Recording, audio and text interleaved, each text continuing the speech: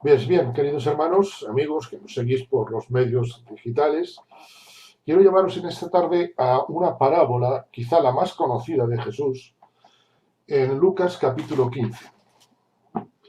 Es quizá la parábola del hijo pródigo, es quizá la parábola, me atrevo a decir, más conocida de todas, o si no es la primera, quizá sea la segunda o la tercera.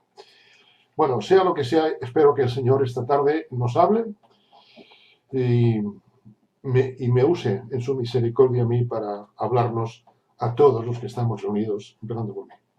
Leo Lucas capítulo 15, versículos 11 al 32. Vamos a leerlo todo porque vamos a hacer mención un poco de algunas cosas. Dijo Jesús, un hombre tenía dos hijos y el menor de ellos dijo a su padre, Padre, dame la parte de los bienes que me corresponde.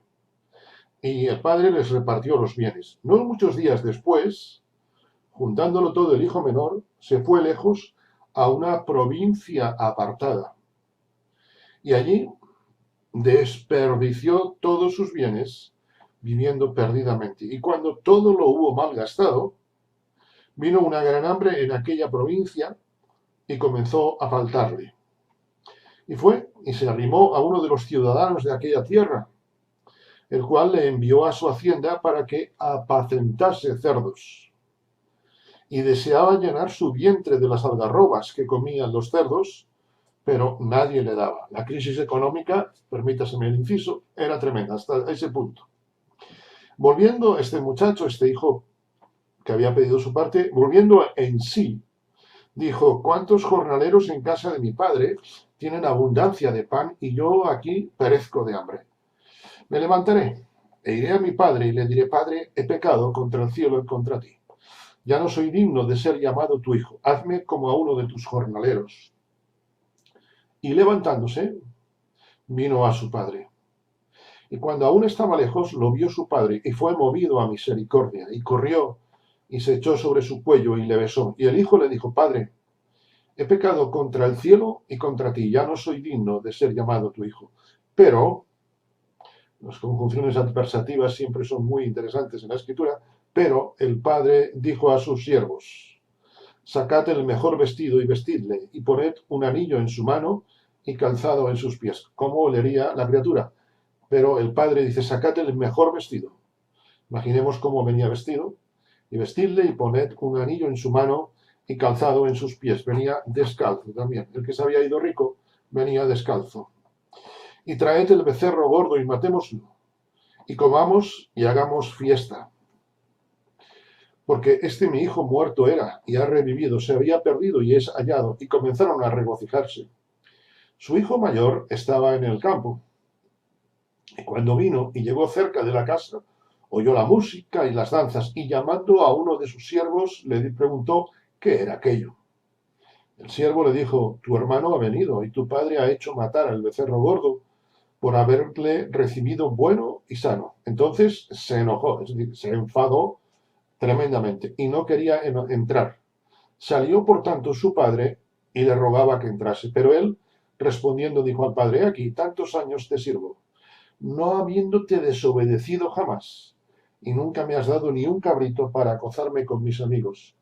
Pero cuando vino este tu hijo, que ha consumido tus bienes con rameras, has hecho matar para él el becerro gordo. Entonces el padre le dijo, hijo, tú siempre estás conmigo y todas mis cosas son tuyas.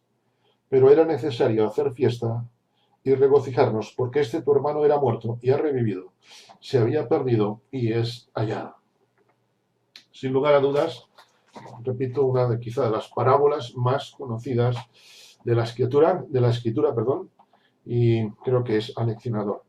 Si el Señor lo permite, hoy me gustaría comenzar una serie que no sé cuántas reuniones durará, pensando en las oraciones que encontramos en la parábola del Hijo Pródigo.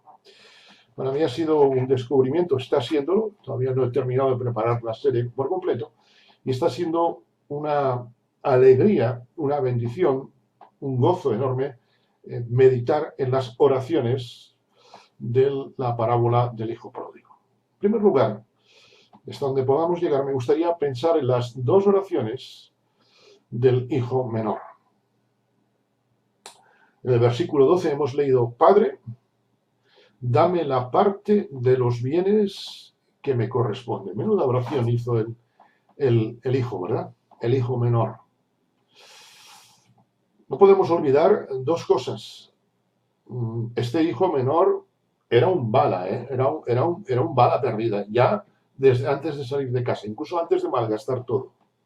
Porque el que tenía derecho a heredar nunca era el hijo menor, sino el hijo mayor. De hecho, pues todavía en algunos países orientales esto sigue siendo. Y hasta no hace tantos siglos, en nuestra querida tierra española también lo era así. Incluso, pues, en Cataluña y en la zona valenciana habréis oído muchas veces hablar del hereu, es decir, el heredero. Y en la época, de hace pocos siglos, aquí en España todavía, heredaba el mayor y los demás se quedaban a dos velas. De hecho, muchos se metían en el ejército o en órdenes religiosas para saciar el hambre. Es decir, el hijo, en primer lugar, está haciendo una oración en una posición que no le corresponde, y en segundo lugar, está haciendo una oración que está implícitamente pidiendo la muerte del padre.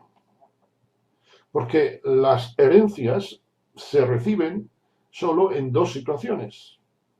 En primer lugar, la más habitual, que es cuando muere el testador, cuando muere, digamos así, el padre. El padre estaba vivo y si el hijo le está diciendo, dame la parte de los bienes que me corresponde, le está diciendo, me importa poco tu vida, yo lo que te quiero es muerto. Más, si me das la herencia, para mí ya es como si hubieras muerto. Y la otra forma de recibir la herencia es que el testador quiera en vida donar la herencia al hijo o al heredero que sea. Pero este no era el caso. Permíteme una reflexión.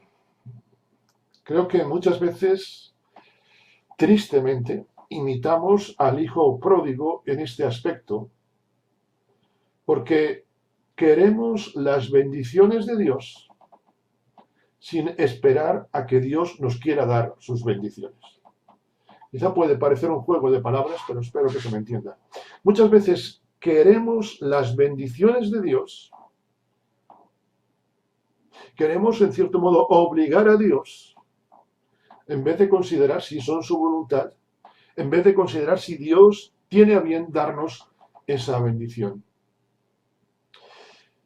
Hay un movimiento, en algunos lugares, lo estoy viendo en algunas predicaciones, y lo de predicaciones lo digo con sumo respeto, pero también entre comillas. Hay un movimiento que estoy viendo en algunos, y Dios nos libre de caer en esto, de orar diciendo, Señor, no te admitimos un no por respuesta. Y son varios los que he visto así. ¿Qué es eso de decirle a Dios que no admitimos un no por respuesta? Es que ni siquiera Jesús hizo eso. ¿Qué vamos a hacer nosotros? Aunque me salga un momento del tema, un inciso. ¿Recordáis cuando oramos en la oración, cuando Jesús nos muestra la oración del Padre Nuestro? Tu voluntad sea hecha en los cielos, así en la tierra. Si yo le digo al Señor, no admito un no por respuestas, diciendo, Señor, tu voluntad dale en los cielos, pero aquí tienes que hacer la mía. Esto es como cuando, no sé, tu jefe te dice o le decimos a alguien, no, no admito que me digas que no.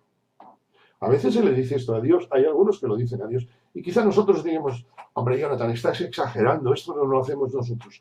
Pero cuando le estoy pidiendo bendiciones a Dios, que son, y esta noche hemos orado, dando gracias a Dios porque Él es soberano, cuando le imponemos a Dios que nos bendiga, estamos diciendo a Dios, Señor, no te considero soberano, yo soy el soberano de mí.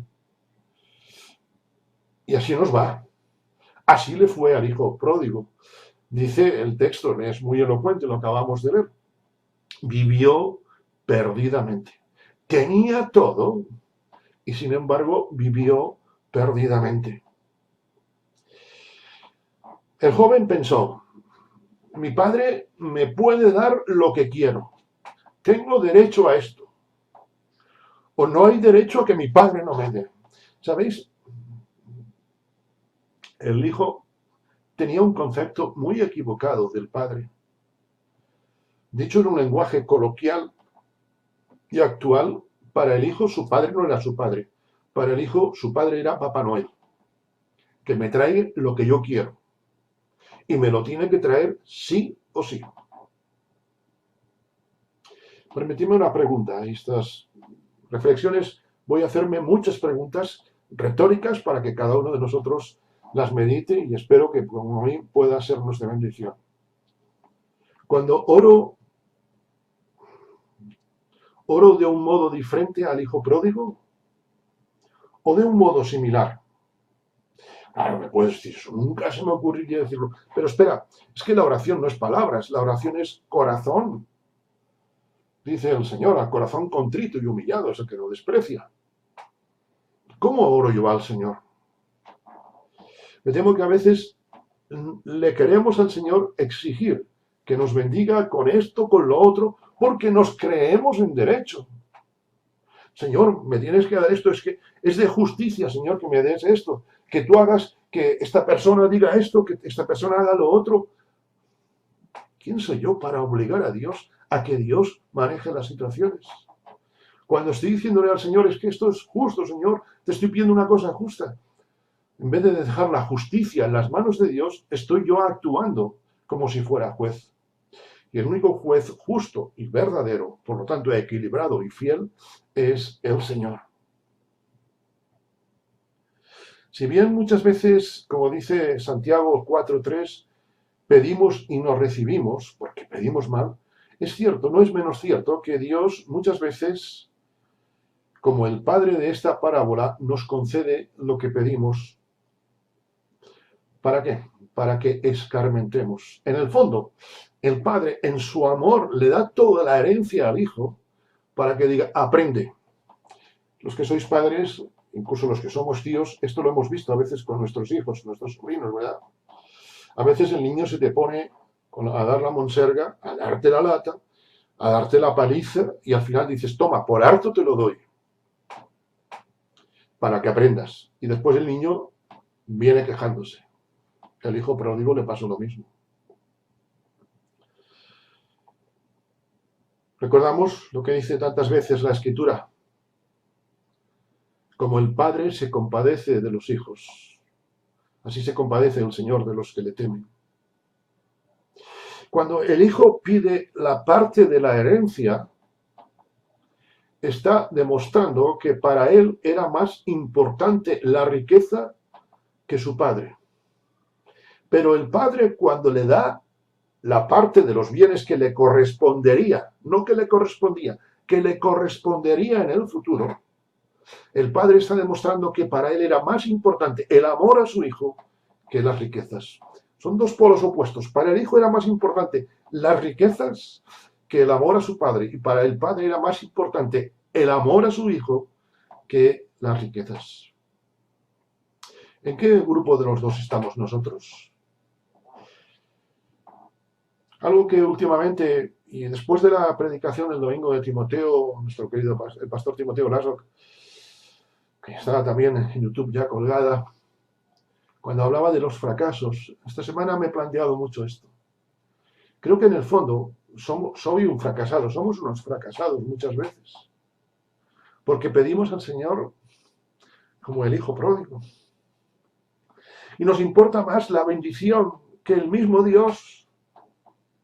Para el hijo pródigo tenía más valor el dinero, la riqueza, que su padre. ¿Y cuántas veces oramos a Dios importándonos más lo que estamos pidiendo que importándonos tener una relación con el Señor? Desde luego, el muchacho tenía ganas de prosperar.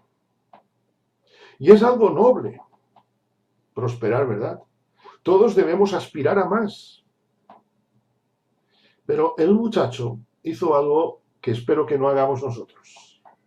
El muchacho no se dejó aconsejar por su padre, sino que pidió conforme a sus emociones. Dice la Escritura, engañoso es el corazón más que todas las cosas.